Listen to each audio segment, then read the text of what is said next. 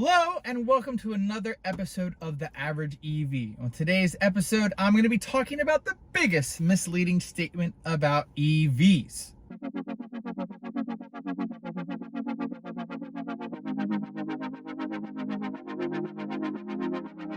And that statement is, EVs aren't really zero emission vehicles.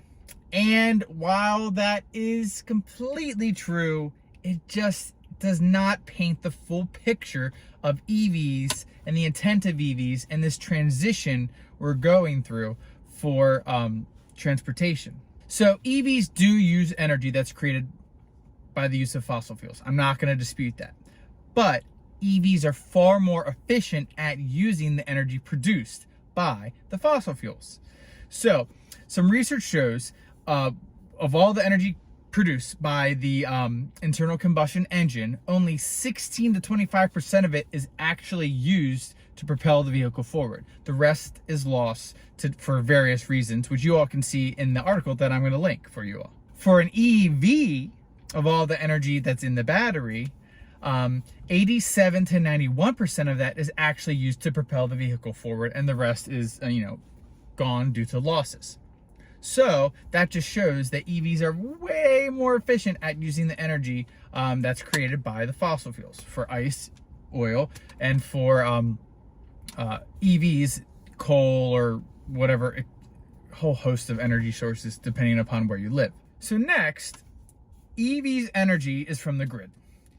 And that means that as the grid transitions to using sources of energy that are either lower emission, non-renewable, or renewable energy sources, that the environmental impact of driving EVs is going to decrease exponentially over time. The ICE counterparts, they're always going to be tied to oil, and there's going to be a ceiling at which they can make them more efficient and more energy efficient.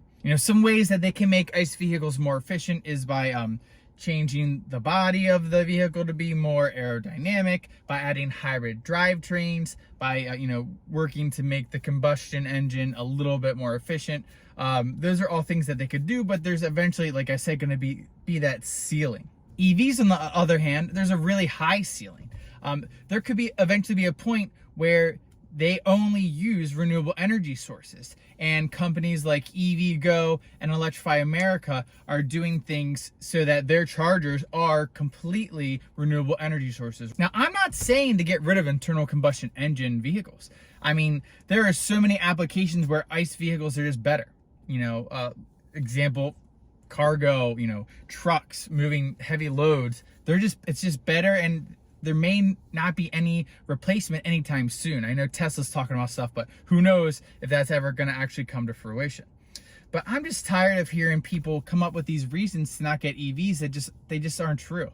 If we get EVs and more people get EVs and we start to transition the grid, we are going to help reduce emissions. That's just fact.